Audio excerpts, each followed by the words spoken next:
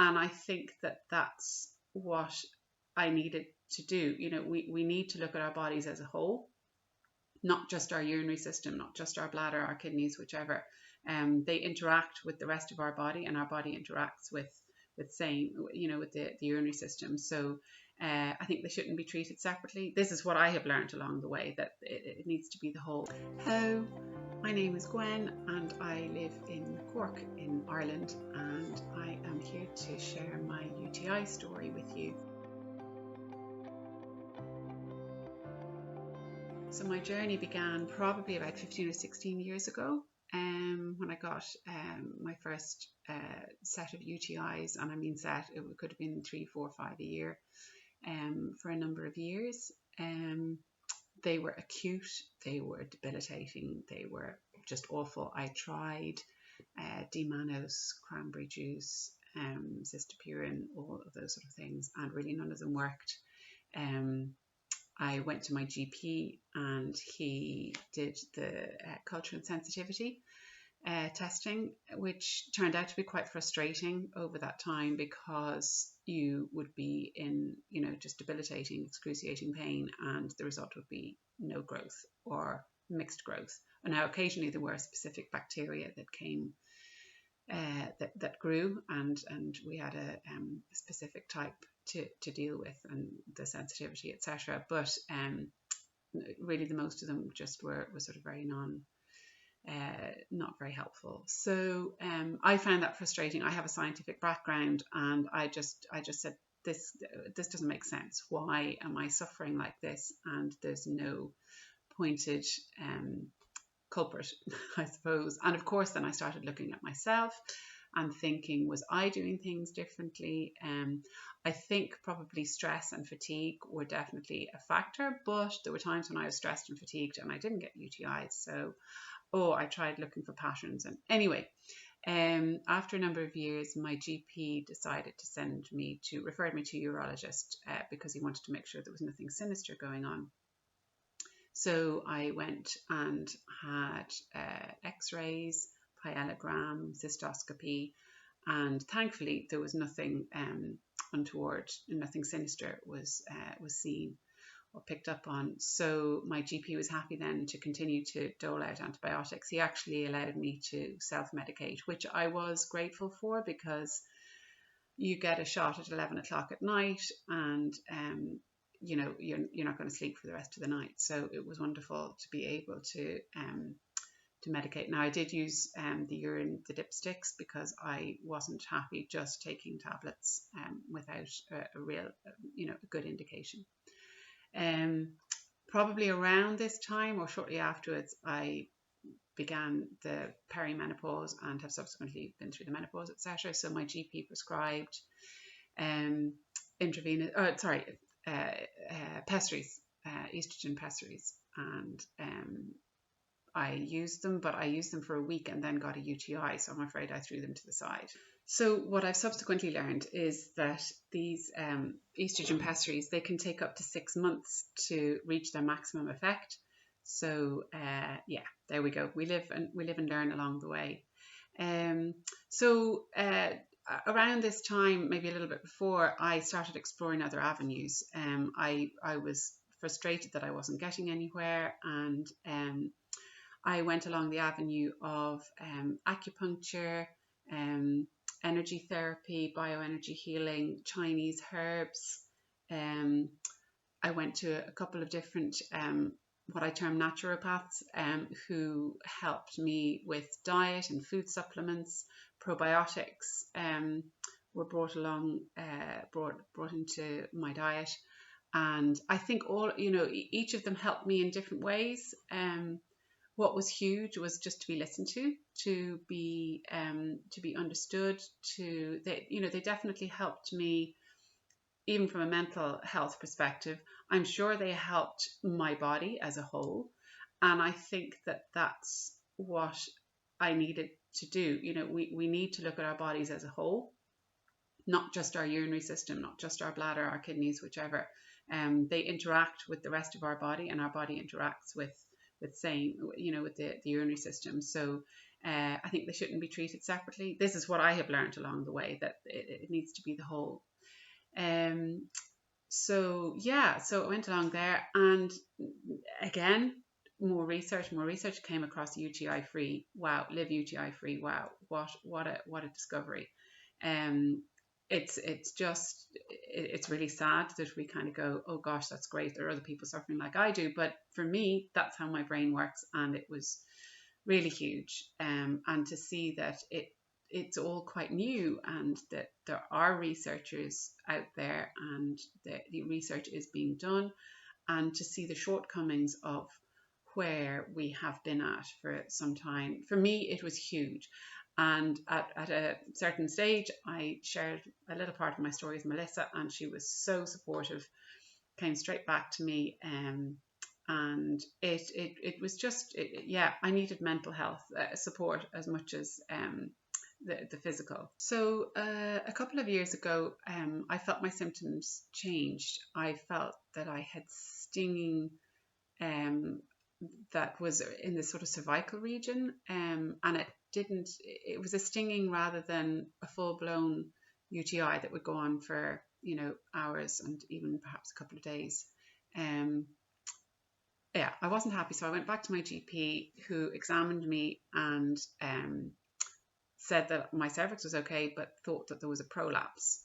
So he referred me to a urogynecologist, and of course the appointment wasn't for a number of months. So in the meantime, I went to a women's health physio, who very much felt that there wasn't a prolapse there, but my pelvic floor was quite weak, and so she gave me exercises to do to improve my pelvic floor. So that was pretty intense for a couple of months. I then went on to she was very, very supportive as well, very supportive, and gave me a couple of tips as to when I did experience discomfort, etc. So I went to the urogynecologist, who said that hormones were definitely required. So I went back on those, the pessaries, and but she wanted to do an anaesthetic and an exam to see that my bladder filled and emptied normally, and also to just have a look around the bladder. So I woke up to be told I had interstitial cystitis, and I asked her, well, what causes that? And she said, well, we don't know. So she gave me about 5 sheets of foods that I should probably avoid, because they have been found to be triggers for those with interstitial cystitis. She explained that the bladder lining isn't as good as it should be, and so to address that, they could do a course of bladder instillations of a liquid which can help to stimulate the bladder lining to repair itself. That was my understanding of it anyway. So I didn't jump into it straight away. I thought carefully about it. I don't like introducing fluids or anything into my body that I don't feel I need to. However, I spoke to a friend of a friend who is a consultant urologist, and said that many, many women get a lot of relief. So I ploughed on, and also it was covered by my insurance. So ploughed on, and I had 6 weekly courses and 2 monthly courses, installations, and 2 monthly installations, and I definitely got a huge break. A break, not a complete resolution, but both my mind and my body definitely got a break during that time. At the end of it, I was comfortable, but it wasn't resolved, definitely not. So I debated about going back down again, and I thought, I'm not doing this for the rest of my life, and started to, in the meantime, Melissa had very kindly put me in touch with Saoirse, who Melissa said that there is no specialist in interstitial cystitis in Ireland, and so perhaps travelling to the UK. And so she put me in touch with the lovely Saoirse, who had been to the UK. Her clinician had closed their books, and so I said, how am I going to choose who to go to? Anyway, next thing I saw an Irish girl who was based in Scotland and Ireland, and who would do consults by Zoom, and she did microgen testing. She's a clinical nutritionist, And I thought, okay, let's try this. I suppose the other thing to mention that I would have tried to look after myself, sort of physically, exercising, and I had actually come across qigong. I was doing some qigong, which I really found very helpful and sort of soothing for me and my body. And actually, when I was going through a flare, what I term a flare, I had taken up knitting, and so I'd sit down and sort of help focus on the knitting, and breathing. Breathing helped to a degree. It just helped, and knitting just helped to keep my mind off. So I have a pile of knitting at the back from all my stressful times. But so I came across this lovely lady who herself had suffered, and I think that was part of what drew me to her as well, that she had suffered terribly, and so I knew that she knew what, to an extent, what I have been going through or was going through. She was absolutely lovely, and I felt just the support and being listened to and understood, and we started to make a couple of changes, which actually started to have an effect within the first few weeks.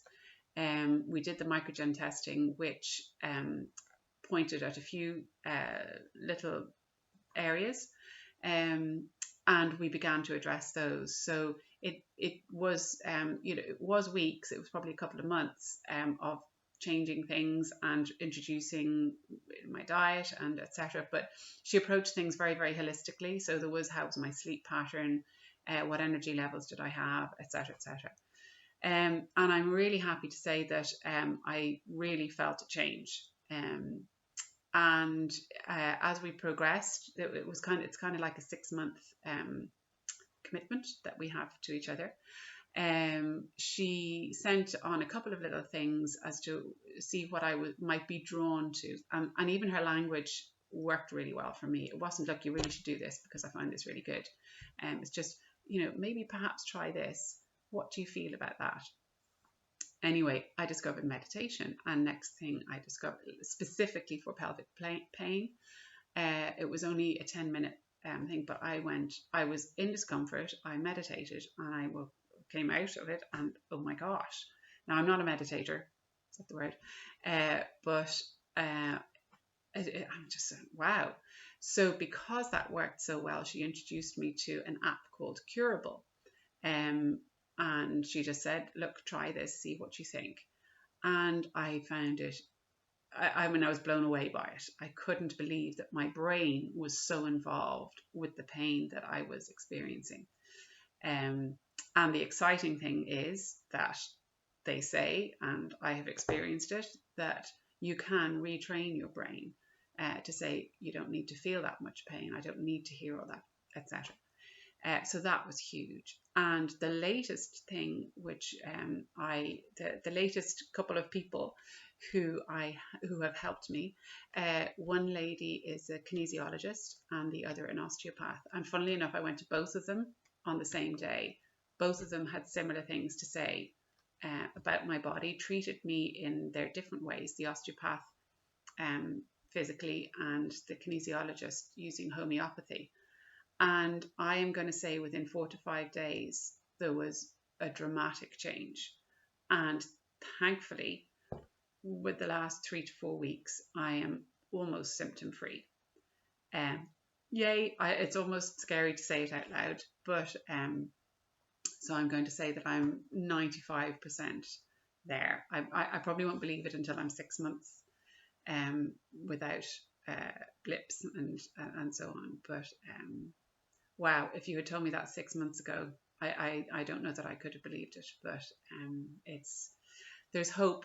There's hope for everybody, and that's really why I'm saying this and sharing my story, because I really believe everybody, there's a reason that you're experiencing what you're experiencing, and it can take time and persistence and being dogged.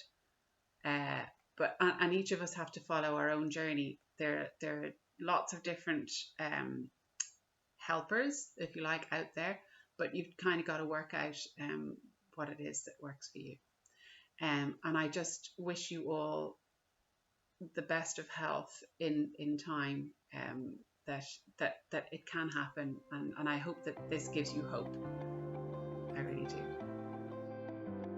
Hi, I'm Bianca from Love. I hope you found this video helpful. There's no single approach that will work for everyone when it comes to health, so I invite you to watch more patient videos here or read more stories over on our website, liveUTIfree.com, and take what resonates with your journey. Remember, it's always best to consult with a clinician before trying something new. If you'd like to share your own story, please get in touch. Our info is in the description. And feel free to reach out with any question about patient stories, finding a clinician, or your own personal experience. Also check out the description below for more helpful resources. If you find these videos valuable and would like to support what we do, don't forget to subscribe and hit the bell button to stay updated when we post new content. Thanks so much for watching and for being part of this community, and remember, your story matters.